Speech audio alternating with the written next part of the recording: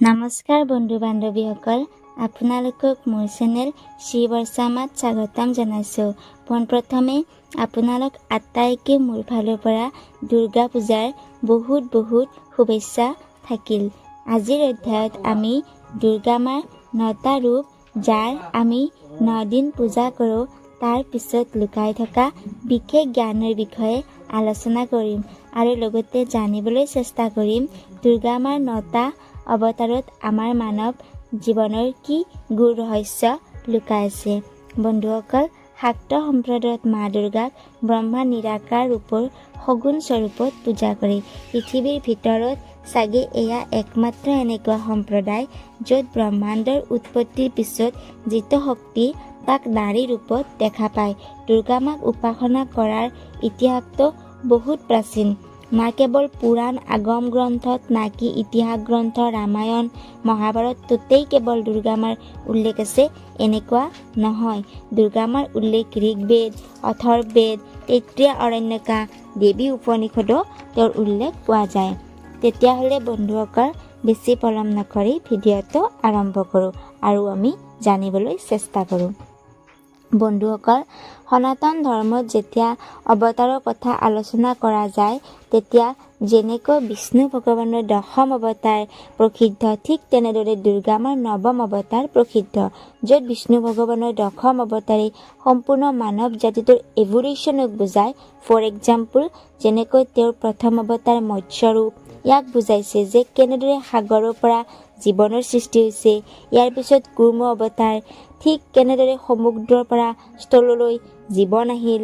তাৰপিছত বৰাহ অৱতাৰ, কেনেকৈ বনৰীয়া জন্তু হ'ল। ইয়াৰ পিছত নৰসিংহ অৱতাৰ, কি জন্তুৰ পৰা আকৌ মানুহৰ উৎপত্তি হ'ল। ইয়াৰ পিছত আকৌ আহিবলগীয়া অৱতাৰ পৰশুৰাম, ৰাম, কৃষ্ণ, বুদ্ধ আৰু কল্কি। এই অৱতাৰবিলাকে ইয়াকে বুজাইছে যে কেনেদৰে মানুহৰ বৌদ্ধিক ক্ষমতা বৃদ্ধি লাহে লাহে হৈছে আৰু ইচ্ছা আকাংক্ষাৰ লগতে বাঢ়ি গৈছে। যেনেদৰে বিষ্ণু ভগৱানৰ অৱতাৰে আমাক সম্পূৰ্ণ মানৱ জাতিটোৰ বিষয়ে বুজায়, ঠিক তেনেদৰে দুৰ্গা মাৰ 9ম অৱতাৰে এগৰাকী নাৰীৰ জীৱনৰ বিষয়ে বুজায়। আহকচোন জানো। বন্ধুসকল, দুৰ্গা মাৰ প্ৰথম অৱতাৰ শৈলপুত্ৰী। যদি আপোনালোকে নামটোৰ ওপৰত গুৰুত্ব দিয়ে, তেতিয়া ইয়াত দুটা বস্তু দেখিবলৈ পাব, এটা শৈল আৰু দ্বিতীয়টো পুত্ৰী।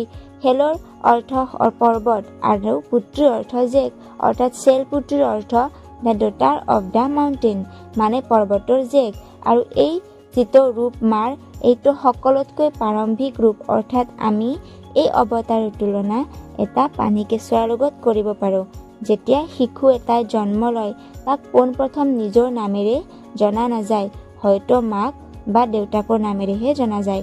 গতিকে মাৰ এই অৱতাৰটো নিজৰ নাম নহয়, তেওঁৰ দেউতাকৰ নামেৰেহে জনা যায়, শৈলপুত্ৰী। আনহাতে যদি আপোনালোকে মাৰ স্বৰূপটো লক্ষ্য কৰে, তেতিয়া দেখিব মাৰ কেৱল 2খন হাত আছে, কিন্তু সাধাৰণতে আমি মাক 8, 9, 10 বা 18খন হাততে দেখা পাওঁ, যিটো মাৰ বিকৰাল ৰূপ। কিন্তু এই যিটো তেওঁৰ স্বৰূপ, এইটো একেবাৰে প্ৰথম, অৰ্থাৎ এইমাত্ৰ মাই জন্ম লৈছে, সেইবাবে ইয়াত তেওঁৰ 2খন হাত দেখুৱাইছে। এখন হাতত ত্ৰিশূল আৰু আনখন হাতত পদুম।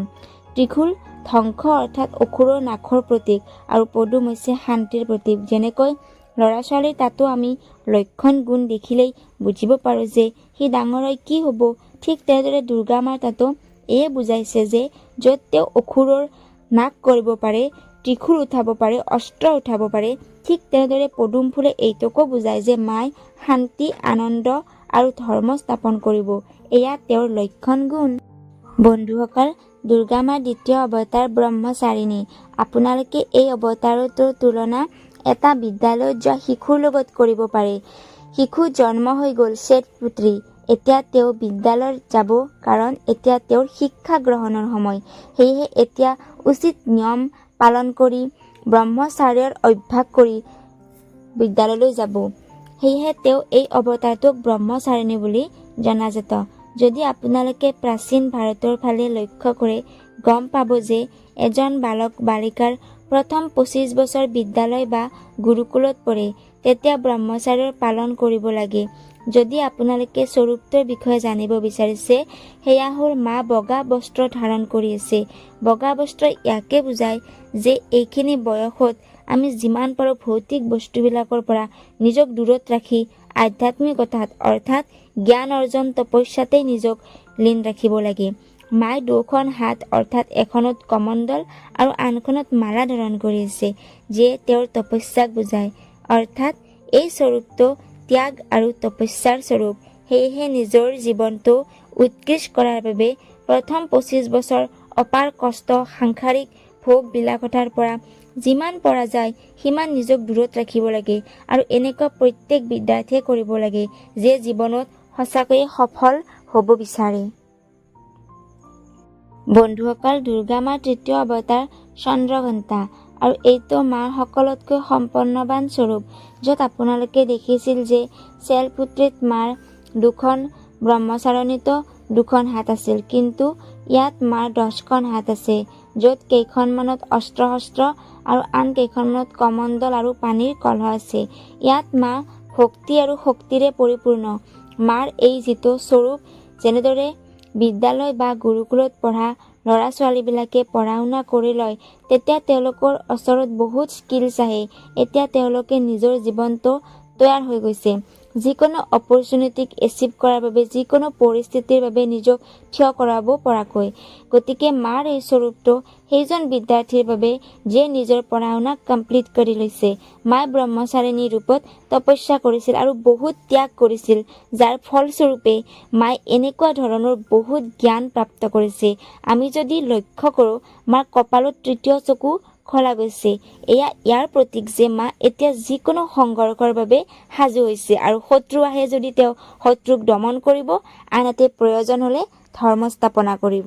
বন্ধুসকল, দুৰ্গা মাৰ চতুৰ্থ অৱতাৰ কুষ্মাণ্ডা। যদি আপোনালোকে কুষ্মাণ্ডা নামটোৰ সন্ধি বিচ্ছেদ কৰি চাই, গম পাব যে কু, যাৰ অৰ্থ সৰু, উষ্মা অৰ্থাৎ গৰম, আৰু অণ্ডাৰ অৰ্থটো আপোনালোকে জানে, কণী। মান্যতা আছে যে যেতিয়া একোকেই নাছিল, তেতিয়া ব্ৰহ্মাণ্ডৰ ৰচনা এই স্বৰূপটোতেই হৈছিল। গতিকে এই ৰূপটোৰ তুলনা আমি গৰ্ভৱতী মহিলাৰ লগত কৰিব পাৰোঁ।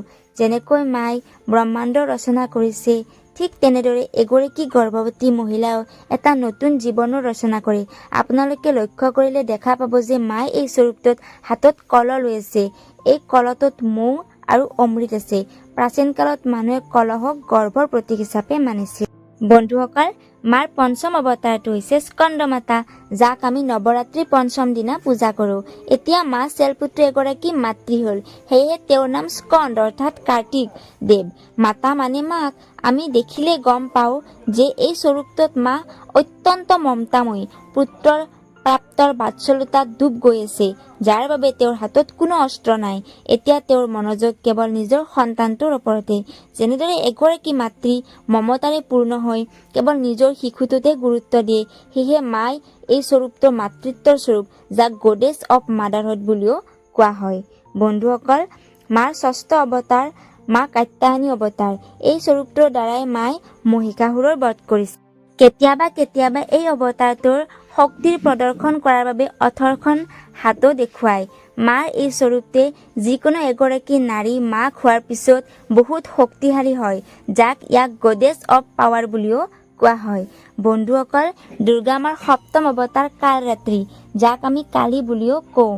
কালৰাত্ৰিৰ দুটা অৰ্থ আছে, এটা ৰাতিৰ নিচিনা কলা আৰু আনটো হ'ল কাল অৰ্থাৎ সময়কো গিলি থব পাৰি। এই স্বৰূপটোত মা অত্যন্ত উগ্ৰ আৰু প্ৰলয়ৰ ৰূপ।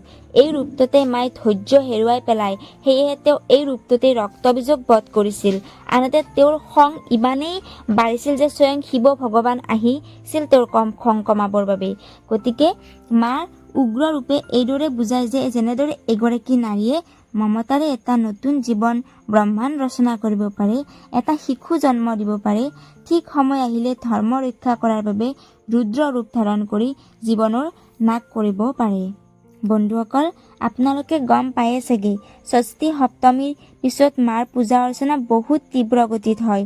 সপ্তমী, অষ্টমী, নৱমীৰ বহুত মহত্ব আছে, কিন্তু য'ত মায়ে কাত্যায়নী আৰু কালৰাত্ৰিৰ ৰুদ্ৰ ৰূপৰ পৰাকাষ্ঠা দেখুৱাইছে, ঠিক তেনেদৰে মায়ে ইয়াকো বুজাইছে যে তেওঁ শান্তি, সুন্দৰতা, সৌম্যতাৰ পৰাকাষ্ঠাতো যাব পাৰে আৰু তেওঁৰ এইটো স্বৰূপক মহাগৌৰী নামেৰে জনাজাত।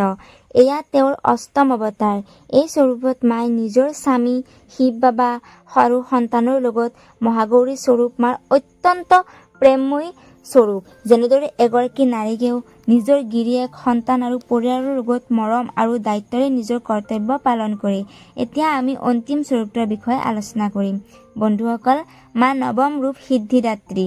মা এই স্বৰূপটো আমি সেইগৰাকী স্ত্ৰীৰ লগত তুলনা কৰিব পাৰোঁ যাৰ জীৱনত সকলো অনুভৱ, জ্ঞান, অভিজ্ঞতা হৈছে আৰু তেওঁ সেই জ্ঞানৰ ব্যৱহাৰ কৰি নিজৰ আহিবলগীয়া প্ৰজন্মক ধৰ্মৰ ৰাস্তাত অগ্ৰসৰ কৰাব পাৰে। অৰ্থাৎ মাই এই স্বৰূপটোত ব্ৰহ্মাণ্ডৰ সকলো তথ্য বুজিছে। এতিয়া তেওঁৰ বাবে জানিবলগীয়া একোৱেই নাই। এতিয়া তেওঁৰ ভক্তই যদি তেওঁৰ ওচৰত কিবা বিচাৰে, সেয়া লৌকিক পৰলৌকিক যিয়ে নহওক কিয় তেওঁ সেয়া দিব পাৰে।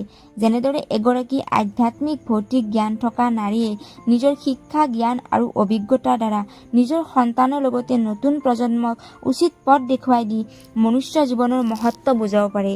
গতিকে বন্ধুসকল, আপোনালোকে নিশ্চয় মাৰ 9টা ৰূপৰ বিষয়ে জানিলে। যদি আপোনালোকে ভিডিঅ'টো চাই ভাল পাইছে, আকৌ এনেকুৱা ভিডিঅ' চাব বিচাৰে, তেন্তে মোক কমেণ্টত জনাব আৰু মোৰ চেনেলক ছাবস্ক্ৰাইব কৰিবলৈ নাপাহৰিব। ৰাধে ৰাধে।